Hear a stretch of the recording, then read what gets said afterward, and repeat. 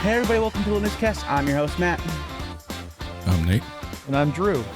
I don't know about you guys, but that was like the most... I think maybe because last week was so hectic trying to get going, this just feels like, we're cool. We just did it. You know, no drama. It's great. So anyways, welcome to Linuxcast. This is the place where we talk about Linuxy things. We have 3 awesome news topics for you guys this week and a mini topic. So why don't we go ahead and jump into that mini topic? So the mini topic is, and in traditional Matt fashion, I've already forgotten what it is. If you could replace one thing in your hardware, I did look at it beforehand. I just don't know what. I just can't remember. That's why I'm laughing. I have the worst memory. I swear, when I turn like 50, what is it going to be? I mean, it's going to be bad. Anyways, if you could replace one thing in your hardware setup, money is not an issue, what would it be? Nate, what would you replace? I would have replaced my entire office. No, I said one thing. They're not... one thing. But that is one. I mean, I'm going to keep the stuff that's in it. I have the stuff. I want a whole new office to move all my extra stuff Oh, okay. into. So you're replacing the building.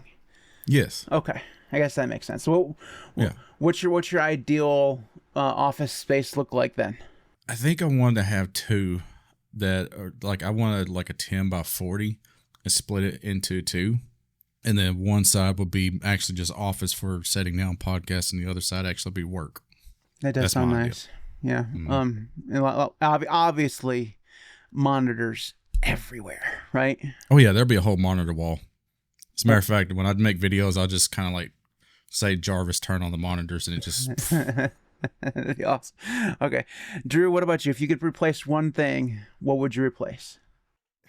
This is going to sound uber nerdy, but I have one of these mini PCs, and this one has an Oculink. So what I would do if I had the money, and I don't know that I could even do it with this stupid little, mini PC, but I would have a big ass beefy video card that I could run my own AI engine out of. I would have like this $30,000 video card or more that I could do an LLM of my choice and have everything local, and it would be like interesting and really stinking cool rather than use like Claude or ChatGPT. I would actually have something local and driven using this beast of a video card. 4 5090s in array, running an SLI. That's a little pushing it with Oculink. Yeah, no, I get that. No, it would have to be like several probably. It would have to be a Threadripper. Yeah. Well, but like was a 92 core or whatever it is. Drew says, I have one of those just lying around. I do, but I don't have a very good video card to go with it. So, okay. And can I pay for the freaking electricity is a good point, Eric Diaz. You're just going to have to go into those big, gigantic windmills. Because I'm already pushing all the boundaries. No, he's in Florida. He just cover his entire yard of just solar. Yeah. It just follows the sun. And then the hurricane comes along. You have to replace him again. No shit. All right. So for me, I think what I would do mine's the least, like impressive, but I am in my goal after the 2-year challenge with OpenSUSE was to get a new computer. The Mac that I bought ruined that because I couldn't buy both. So if money was no, hurdle, I would go to System 76 and I would buy their like top of the line Threadripper PC with like as much RAM and GPU and storage as they could shove into it. And not only would it be supporting System 76, but I'd also have a cool thing. Now, I'd immediately put a different operating system on it or a different distro, but I'd still do that. But that'd be my dream. It's just to have like a top of the line, like $14,000, System 76 PC, however more it is. But I don't think that's ever gonna happen. If I do get a System 76, it'd be like, oh, yeah. I had to be a poo-poo at the end, but yeah, that's what I would do. Oh, if I had to come up, I want to come up with a second one because damn it, I want a framework too. Like, come on, man. Okay. How about this? We all pick a second one, and I already know what mine is. All right, go ahead. You says a framework, right? Yep. I want a System 76 workstation that has the 4 GPUs with the NVLink, so I can use them all together in one thing with a big old massive Threadripper. Which I think me and Drew are like almost on the same level, but two different reasons. Yeah, I don't want a gaming machine. I don't really care one little bit about that. So. Nate's PC is going to render that podcast in like Exactly. 4 seconds. I want to be able to just hit button. Oh, okay, we're done. That'd be great. What about a second one for you, Drew? I don't know. That was the one. I just kind of blew it. I know. Blew it on one video card, basically. You should have known that we weren't going to follow the rules. Well, if we have the money, we might as well just do a second one and then a third one and just keep going. Yeah, I mean, on. listen, I don't know. I'm not smart enough to know what would be necessary for me to actually like pull off this AI idea. But yeah, I think I would need at least two wishes here in order to complete that, Yeah, if not a lot more. Yeah, you don't want to be 4 bottlenecked by generators. that CPU, and you're going to need like a 40,000 watt PSU and a whole bunch of memory. So to Nate's point, I think I want a some type of sun, solar. There we go, solar panels or something like that. And I need like a lot of land in order to like, put that all together and stuff. So yeah, I'm all for that. Just ask your neighbors. They don't need backyards anyways. All right. Anyway, so that is our little mini topic. In the comment section below or in the chat if you're watching live, let us know what you would do if you had all the money in the world and could replace one thing. What would it be? We're interested to hear from you. So we're going to go ahead and move on to the news. So like we did last week and for weeks going forward, we each chose a link of news that we'd like to share with you guys and discuss amongst the three of us. So the first one we're going to do is actually Nate's with the Qualcomm Snapdragon. So Nate, take us away. So this person has been working with the Qualcomm Snapdragon X for Linux performance, and they've done quite a few testing on it, especially with the Ubuntu ISO. One of the things that kind of stood out to me is the fact that they're saying you basically still need to keep Microsoft 11 around just in case you actually want to do firmware updates, which kind of bothers me. But at the same time, as if ARM chips keep getting more and more into the space, then you'll actually see Linux start probably going more towards, having the firmware updates. Pop OS get on that. But it was just really interesting in the fact that they're testing it. It's getting better. But yet AMD and Intel are actually starting to beat it out with their new AI chips. And I just thought that was really interesting because really the Ryzen AI and the Intel Core Ultra chips are basically the same concept where they have performance cores, efficiency cores, but I guess for Linux still loves the x86 protocol, and yeah, it's still way better. But this is why I wanted to bring this up. It is interesting to have Linux on ARM because that means that we could have between 8 to 10 hour battery life for Linux. That would be amazing.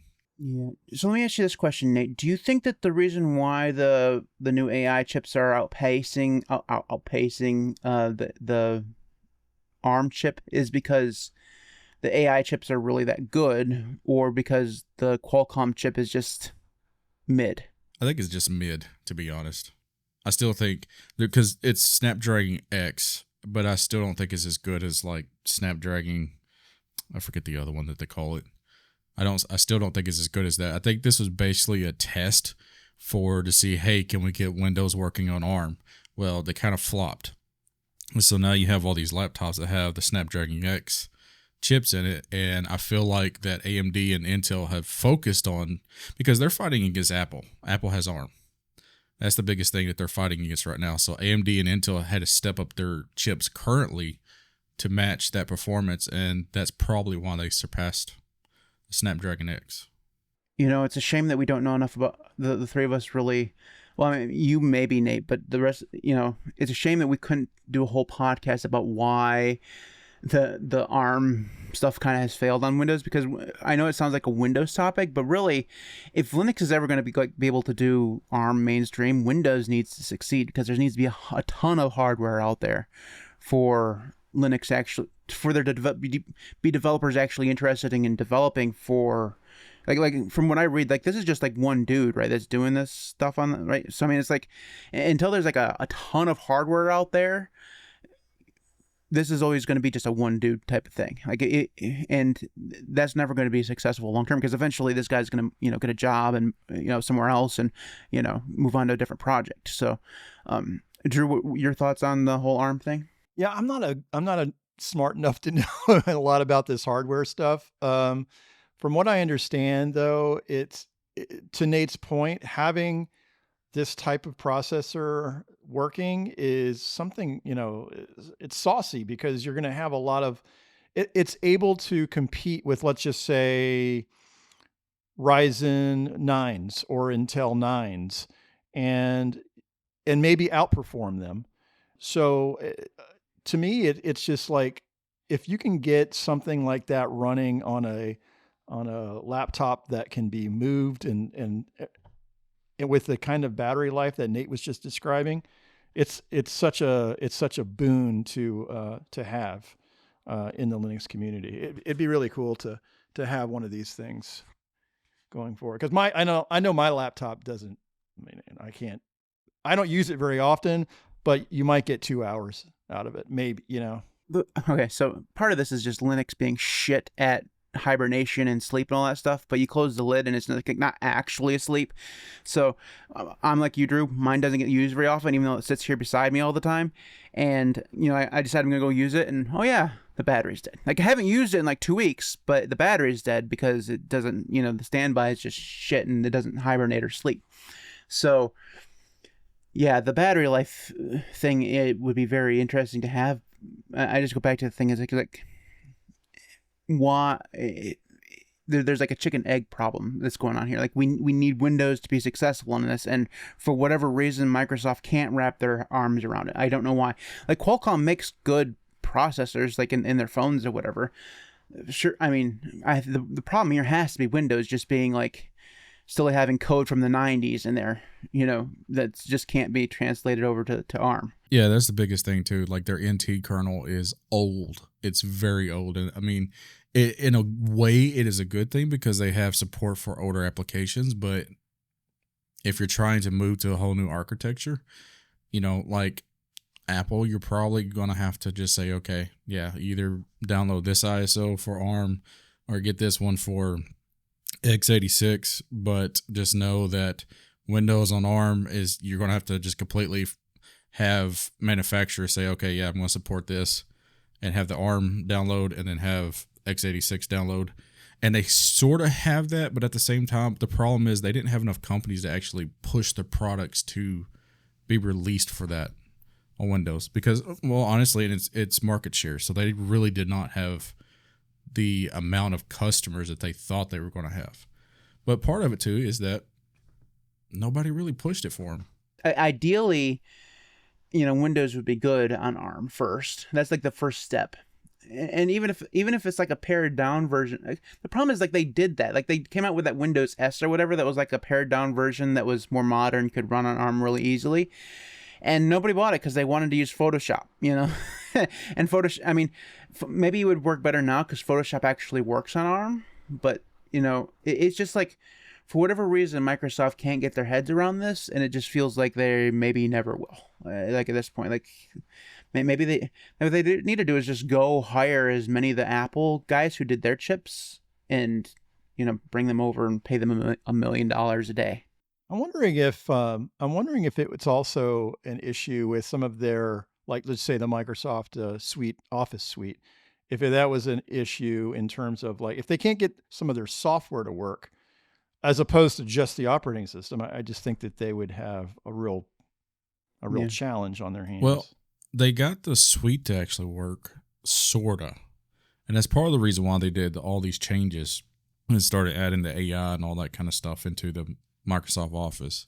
So they sort of got it to work on for them, but it's all the other companies that just was not, like, they were not interested in trying to support a ARM architecture when they already have the x86 and everybody else is not really buying this laptop. So there was no incentive. That makes sense. Versus Apple, they were like, hey, we're going to this. So you either change or you're out.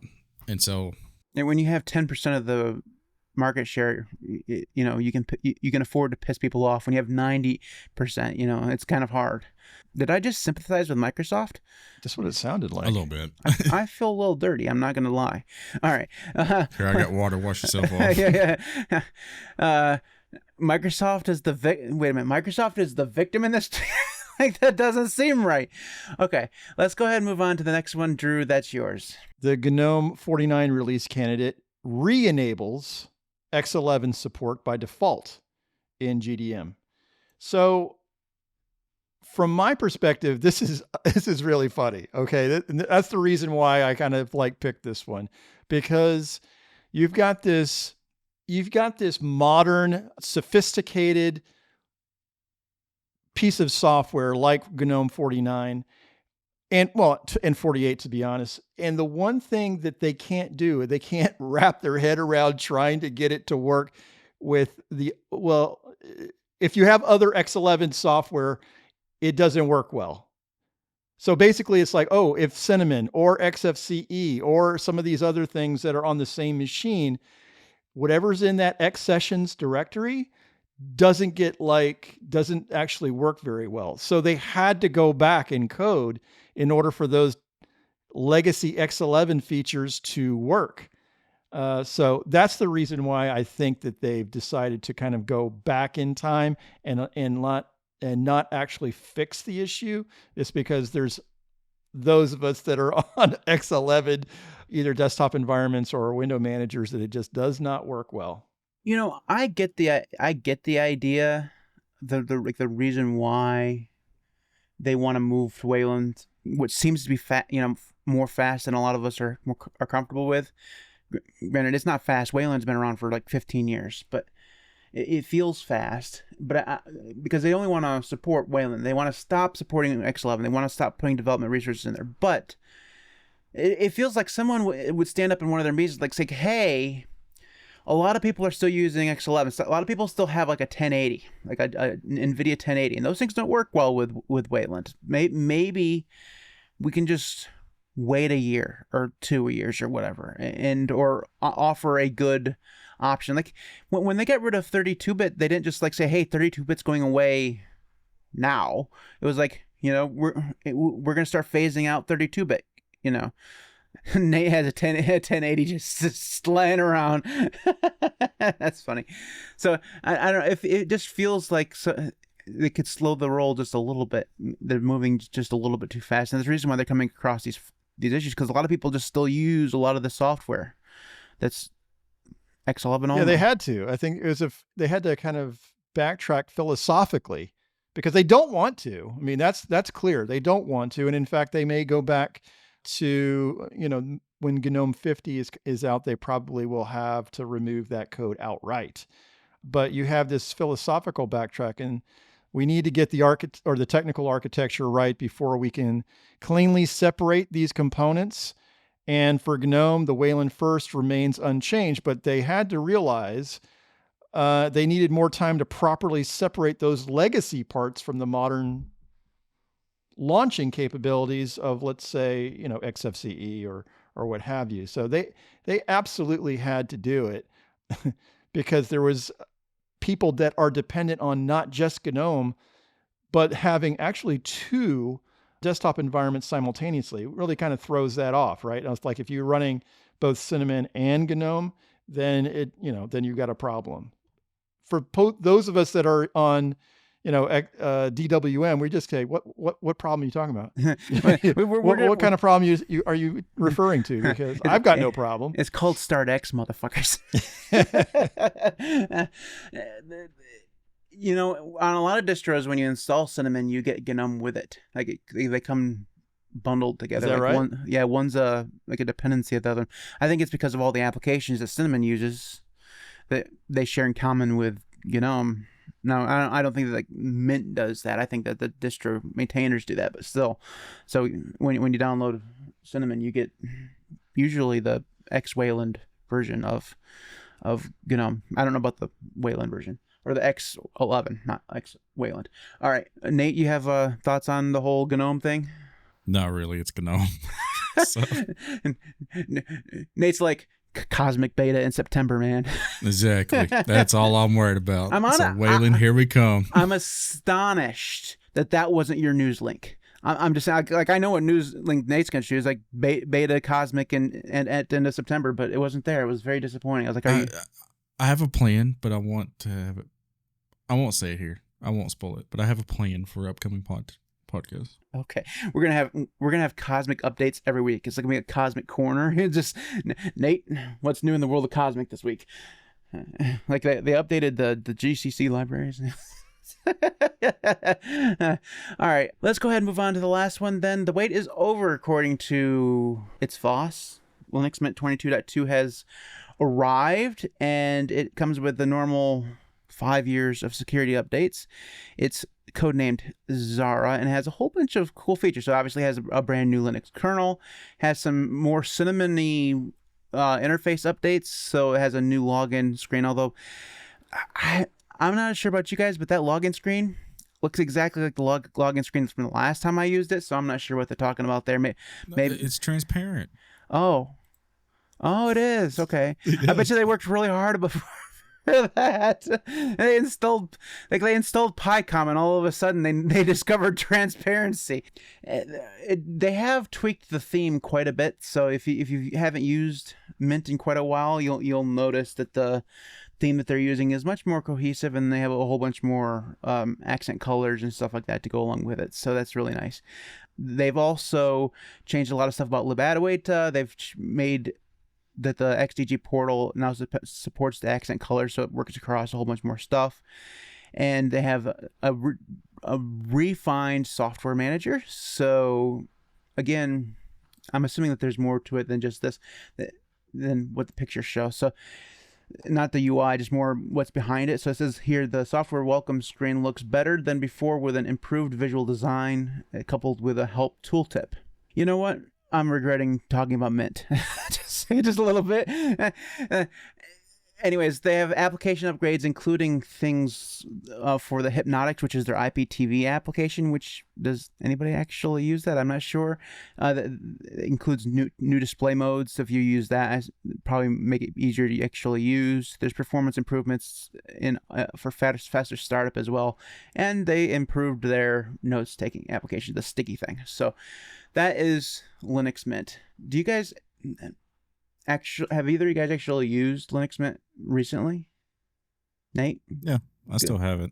Good stuff? Yeah, it's really good. I actually put it on the Dell laptop that me and War Thunder swapped some parts and money over. And I decided to make it a goal of mine to keep that laptop on Mint. And so I did. I kind of like the notes thing, I'm not going to lie. And apparently the other thing about the login is the profile picture. There's actually a profile picture now. Oh, okay. All right, I'm going to have to scroll back up and see that. Oh, there is. It's like right there. It's not. That's cool. All right. All right. So I should be fair. I know I went through that a little bit, sarcastically, condescendingly, maybe a little bit. I'm not the biggest Mint fan, but you know, I will say this. Cinnamon has gotten really good. If they can get the Wayland side of that to follow along with that, faster than they have, because it's still not there yet, as far as I know. Like, it's still in... No, it's experimental still. Yeah. Or now, I should say. If they can get that to work well, I think that they have a good chance of being something good there. But it just feels like they're... I will say this. If XFCE beats Cinnamon to Wayland, like that's just sad. They have the fingerprint authenticator now. That's kind of a new thing that they have also included. I don't know how many people have ever used like a okay. I don't, but so I don't know how many people actually use it, but it's one of those things where I think I would like to, especially if you're like, trying to log into things and you can easily just kind of like put your finger there and it just logs you into some I don't know, some banking software or something like that. That would be. Oh, you kinda can cool. do sudo commands too. Yeah. So instead of having to type your password all the time, you just that's like one of the coolest features. I wish it was on my other laptop is the fact that I type sudo and then I just put my finger on there and it immediately does it. Oh, okay. You know what? Like, I know that display managers are non-maintained as much as we'd like them to be, because I mean, like, why would you focus very many development resources on a display manager? But Windows has Windows Hello, where it just basically takes a picture of your face. Now, it's not like the most secure thing in the world, but I don't care. I think it's really cool that the camera fucking lights up and, logs me in. That'd be cool, because you don't have to have a special fingerprint sensor or anything like that. Every laptop has a webcam. They could all theoretically do that. Mine doesn't. That Dell, it's a workstation, so it didn't come with one. First off, man, stop buying Dells. Second of all, what the hell? I bet you it was more expensive too for the feature that it's missing. It was. It's more rugged and more privacy focused. Wait a minute, are you saying that the ones with webcams are not private? Like, what are you saying there? Okay. So yeah, that's Linux Mint. I'm more interested in all of this stuff simply because eventually all of this stuff will translate over to LMDE, which I find way more interesting than the Ubuntu version of Linux Mint. Like it's like orders of magnitude. I'm much more interested in LMDE. So I think that this stuff is great and will eventually translate over to the real Linux Mint version, which we all should care about, which is the Debian edition. Like, you laugh at that, Drew, but I'm 100% serious. No, listen. I can't imagine that. Well, let's put it this way. I think that it's got to be much harder to strip out all the Ubuntu stuff as opposed to just starting with a Debian core base. It just has to be a lot simpler to get what you want out of the Debian edition than it does the work that you have to put into for Ubuntu. Seems like a lot more than it would be just for Debian. I don't know. So it's I think it's the repositories, which they can add, right? Okay. I mean, you can add, if you want, Ubuntu repositories to Debian. You can do that. I don't know what the process is, but you can do it. But I think it's more the kernel. Like, they want that kernel that comes along with like the hardware enablement patches and stuff that come along every few months, which Debian doesn't really get unless you're following SID. But the thing is, they should just follow SID. It should literally just be a SID distro, and then you get the kernel stuff, same stuff you get with Ubuntu. Again, it's not the Ubuntu kernel, but it's whatever. And then they just add the Ubuntu repositories, and you basically have done the same thing. I mean, it's not quite the same because it's not going to be. I don't think it's going to be as stable as the LTS version of the hardware enablement version of the LTS version, a kernel. But for me, I think it would be useful for a lot of people than having to do two things. But there has to be some other, because you're right, Drew, there's a ton of work that they have done to basically make Debian again. Like that's basically what they've done is they've made two versions of Debian. I kind of forget that they have to, that Ubuntu's, let's just say when you're talking about Debian 12, when Debian 12 was out, you had the 6.1 kernel. And that was it. The entire 2 years, that was it. And when you're using Ubuntu, they definitely changed the kernel so to have more hardware compatibility and stuff like that. So I get that part of it because it is staying a little bit more current. But to me, again, I didn't care. That's not, I just don't care. It could be 6.1 for another 2 years, as far as I'm concerned. So it's about the new hardware. Nate, didn't the Pop! OS guys change kernels that they used at one point? I'm just vaguely remembering this with my Swiss cheese brain. They changed kernels that they follow, right, from one to another. So they use the most latest LTS kernel. That's what they use. And so even though they're on 22.04 for Ubuntu, the actual kernel is on 6.12, which is the LTS kernel. So it kind of makes the argument as of why Mint doesn't just go with Debian, because they can obviously update the kernel themselves. And they do enough work they can support that. So, yeah, that doesn't make sense to me. There has to be some internal reasons why. Right? With that being said, I'll give a shout out to Linux Mint. They are doing Ubuntu the way Ubuntu should have been. But stripped out with no snaps and stuff is yes. Yeah. They made Ubuntu better, and Ubuntu was like, didn't we make Debian better? Like Bite your freaking tongue. Well, I mean, I'm sure some of them thought so. I mean, that's the reason why. Otherwise, they'd just be, a Debian flavor like Devuan or something. They actually had to make a whole different distro. I mean, it'd be interesting to see someone go through and do a comparison on Ubuntu and versus Debian. What's actually the same? Because like we all say, like, oh, Ubuntu is a Debian-based distro, but is it really? I mean. Yeah. How much of Debian is actually still there compared to like when it was first forked or whatever? So it'd be interesting to see that kind of comparison, because I don't. This is just going off from vibes, as the kids would say, but it feels like Ubuntu is now its own thing, and it's living off. I mean, I know that they still use a lot of Debian packaging and stuff like that. So you get. Obviously, they still use apt. They still have universe that sits there, which is coming from Debian. So, maybe that's the reason. Maybe that's what's still there, is the packaging and package manager and stuff. But how long is that going to stay? Because eventually they're going to move to whatever Rust version of apt is going to be written. I mean, that's going to happen. So, Cosmic. And Debian's like, we ain't touching that Rust stuff. No. You know what's strange, though, is when I've run, and this again is not desktop related, this is server related. When I've run a Ubuntu server, it actually kind of helps having the snaps in when you're talking about like putting in SSL or something like that. It's just like so simple. But also go ahead. Sorry. It's just also the easiest way to install Nextcloud. Like sudo snap install Nextcloud is just like the easiest way to do things. Mm-hmm. And it automatically updates. Yeah. So you don't have to run updates.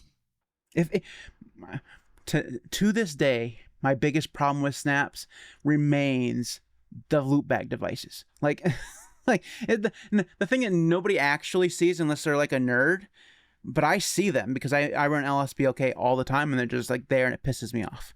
And I know a person in the chat who's typing, "Oh, if you use these flags, you can get away from them." I still know they're there. Okay, it's in my head. I can't get them away. So that's the reason why I use Snap. And Andrew's like, just deb packages, man. It's so weird because I mean, I tend to agree with you, because I was literally just looking at DWM.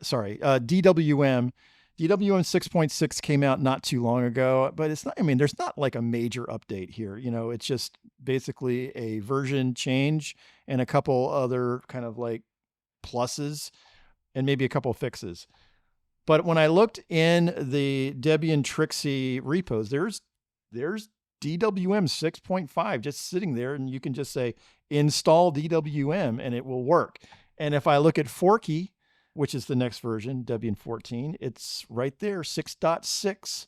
And I can just say sudo apt install DWM. And it's amazing to me that I take the hard road a lot of times. Like, I'm going to go to the Debian, the DWM like repos, and actually git clone and then like run the make and the sudo make install and do it that way, as opposed to just going and installing it using a deb package. I don't know why, but it's just. Well, I mean, the actual reason why, I don't know if this is why you do it, but at least for me, because that's the same on like most distros, is that you can install DWM and dmenu and ST and stuff from the repositories. But every time those get updated, your changes go away, because you've built this, like all your patches and stuff would go away when a new update comes through. So, but there isn't. Right on Debian, you don't get no stinking updates. You're not going to get an update, dude. Yeah. So you just the next time you go, but we need to pause here for just a second, because we just heard the name for the next version of Debian. Was it Forky? Forky? Yeah. Can you tell us how Debian names their distros? Like, there's like they like pull it from characters from Toy Story. Eventually, they're gonna run out of those, right? At some point, yeah. I would think they've got a few more already in the bank, but yeah. Okay. So what do they do? Stick them on a wall and take a dart and just throw it, and whatever it hits. I don't think it's that. I don't think it's that random, but Someone came up with that after quoting Buzz Lightyear, to infinity and beyond. Okay. All right. So I think that we're done with Linux Mint forever. Sorry, War Thunder. There was your token Linux Mint coverage. We'll cover it again next year when the next version comes out. All right. Anyways, that is the news. And now it's time to move on to the Nuggies of the week. I really need like a soundboard with like echoes that I just press and just is me saying that with echoes in the background to be more impressive. But I probably wouldn't use it or if I'd forget to use it, probably. Actually. Anyways, the Nuggies is the last section of the show where we talk about things that are interesting to us, that we found throughout the week or whenever, that we want to share with you guys. That can be apps, picks, tricks, whatever they happen to be. Nate, your Nuggie of the week, please. So I don't actually have a technical Nuggie, but I officially am going full-time at the end of the month to my business, which means I'll actually have more time to focus on not just the channel, but also be at home more and not have the stress of my job. So I'm pretty excited. This is a big step for me. And so, yeah. Just so you guys know, we've seen Nate like laugh more this week than like the entire time we've known him. He's very, very happy. If people knew how much stress is like off of my shoulders, they'd be laughing too. We're very happy for you, Nate. We wish you all the luck in the world doing your business thing. Hopefully you're like the next Bill Gates, because Drew and I, we need loans. just saying. And we ain't paying those bitches back. I'm just you want that lab grown meat? Hey, you wanna know what? We knew you before you were you. We need Drew, your Nuggie of the week, please. Yeah, I don't really have one other than, listen, I know, Matt, my bad.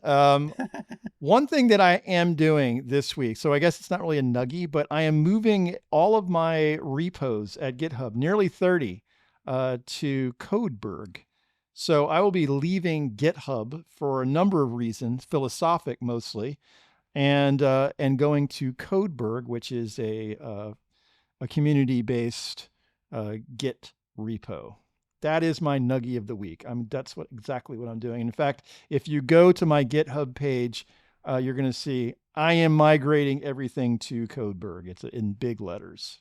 Are you going to keep them mirrored for a little while, or are you just making? Yeah, I'm going to have to. Because they're not just. I mean, it's a big transition, so that to your point, Matt. Yeah, I'm going to make sure that they are mirrored for a while.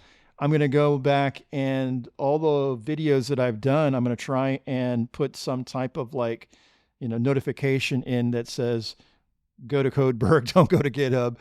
And hopefully it won't be that much of a hardship for people that are looking for any of the stuff that I've done as far as projects. But overall, I just think it is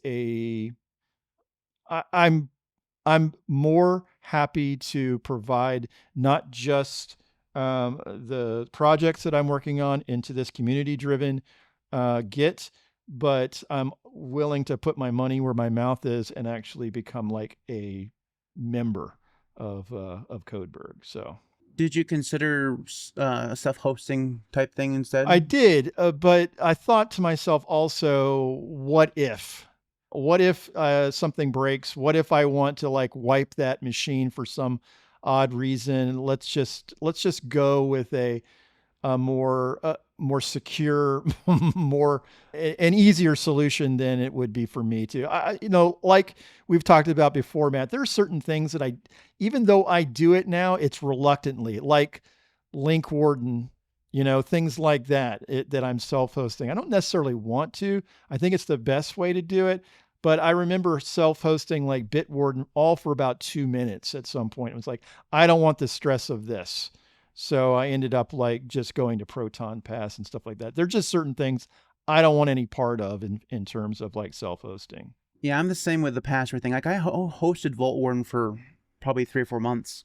Yeah. And like I lost that. Like it's like it's gone. When I updated to the latest Proxmox and it crashed my home server, that stuff was lost with it. So I'm glad that I had already made the transition to Proton. It's like something that you need to rely on to be up more, needs more knowledge than I have to keep it done. And people who are better at backups than I ever will be, because I'm shit at backups. All right, my Nuggie of the week is TickTick. Now, this is not a open source application, but for years I used Todoist as my to-do application, and I was happy with it for the most part. But then the Flatpak just started completely boinking itself and doing weird things. There was flashing the screen and crashing every 5 minutes, and the version of Linux is basically just an Electron application, and it's not officially done by the people who do TikTok or not TickTick, but Todoist. And so getting support for it was basically impossible. I'm not sure if the guy who does the container of it, actually knows that it is, but I couldn't find a way to let him know. So I needed to find something different that would allow me to do my to-do application or my to-do list, and I found TickTick. TickTick has an Electron application for Linux. It also has obviously mobile stuff. There's a browser application and stuff like that. So it has basically the same features as Todoist, has a bigger UI that's both good and bad. It does a lot of the natural language stuff. So if you say, I have an appointment on Tuesday at 9 o'clock, it'll say appointment, and then it'll put the time in at 9 o'clock, on the correct day, which is something that Todoist did really well. TickTick is basically almost as good at doing that, which is good. That's like my primary feature, because I hate having to go to like a calendar and say, find the date, find the time. That's just beyond me. So I just want to say, hey, this is when it is. That's great. So TickTick it's just a really good application. I do wish there was a open source version of something like this that actually worked well in the way that I want it to do, but I haven't found it yet. I've tried most of them, but haven't found most of them. So anyways, I'm saving this because my business. I needed something. It is very, very good. I do pay for the premium plan or whatever. It's like $30 a year. So it gives you like access to, so it will give you different views. So if you have you have your to-do list, and then if you have a whole bunch of stuff that has like times available to it, will shove it into a calendar so you can see a calendar view. It has like a Kanban style board, which is there as well. So there's like a whole bunch of different features that you can get if you pay for it. It's not exorbitantly priced, so I found that was okay. It's just, and the mobile app is just phenomenally good. So granted, it's better than the vast majority of the shit that Microsoft puts out. So anyways, that's TickTick. So I believe that wraps us up, and we made it to 44 minutes this week, so that's pretty good. We are done with Linux Cast. If you want to watch us live, we do this live every Tuesday at 8 o'clock or thereabouts Eastern time. You can watch us live on youtube.com/LinuxCast. If you can't watch us live, we do post a recorded version of this on Saturdays. They'll be on the Linux Cast or on any podcatcher you can find, whether that's Apple Podcasts, Spotify, Pocket Casts, Castbox. We're on all of them. And if you could be so kind, if your podcatcher allows you to leave reviews or star ratings or whatever it is, if you could leave us one of those, we'd really appreciate it. It'd really help us out. So thank you so very much for that. If you want to get in contact with us, the best way to do so is email at thelinuxcast.org. That is our email address, and you can just email me, and if it's for the guys, I'll forward it on to them. It's just the easiest way to do so. If you want to follow us on YouTube, obviously I'm the Linux Cast on YouTube. Nate is Nate Picks Tech World on YouTube. He does hardware related stuff, so if you're interested in the hardware side of things, go check him out. Drew is Just a Guy Linux on YouTube. He does Debian related stuff. He does scripting and window managers and all sorts of stuff. So if you're interested in that kind of thing, go check out his channel as well. And just make sure you subscribe to everybody around here, because we all put out awesome content and you don't want to miss any of it. So if you want to find all the rest of our contact information, the best way to do that is head on over to the website, which is linuxcast.org. And there you'll find previous episodes all the way back to season 1. And I have done quite a bit of work on the website recently, so you can go head on over there and check out some of that stuff. It's got a fancy new banner. On the old podcast section, I went through and made it so all the previous episodes, previous seasons are dropped down and collapsed, so that you can You know, it's not just like one gigantic list of 300 episodes. So, you know, it was kind of fun. So anyways, linuxcast.org is where you find all of that stuff. And I think that I'm done rambling at the end of it. Although I will say, not very many ums. I was pretty proud of myself. So that is it for this one. We'll see you guys next week. Have a wonderful time. We'll see you.